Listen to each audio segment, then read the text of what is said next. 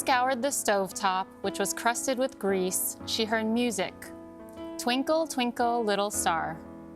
She didn't know where it was coming from at first. Setting aside the steel wool, she stuck her head out of the kitchen. She called for River, and there was no reply but for the music. Up above, the world so high, like a diamond in the sky. She hurried to the living room. River was right where she had left him, sitting at the piano.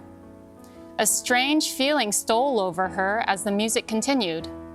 Twinkle, twinkle, little star. Coming up behind her son, she rested her hands on his shoulders. The compact furnace of his body warmed her palms as she watched him play. He hopped down the keys with 2 index fingers, and she felt, through his t-shirt, the stretch of tender muscles.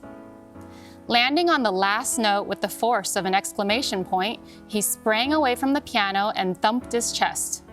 "Mama, did you see?" She sat on the piano bench and pulled him into her lap. "Now where did you learn to do that?" River stretched out his hand and placed it carefully against her throat.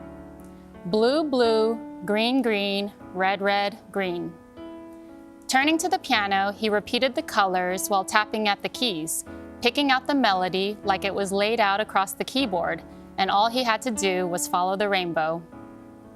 Song gave him a thumbs up. "Awesome, you are too awesome," she said, and he hugged himself and giggled, tickled by her seriousness.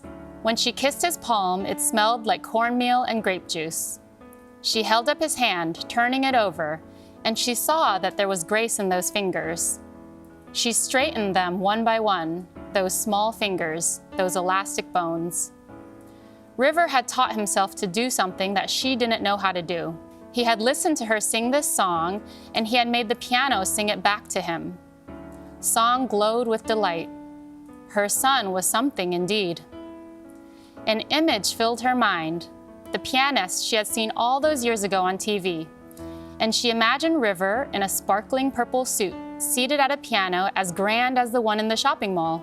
And it was the prettiest picture she had ever seen, a revelation. Who knew? Not her, but her son, a pianist.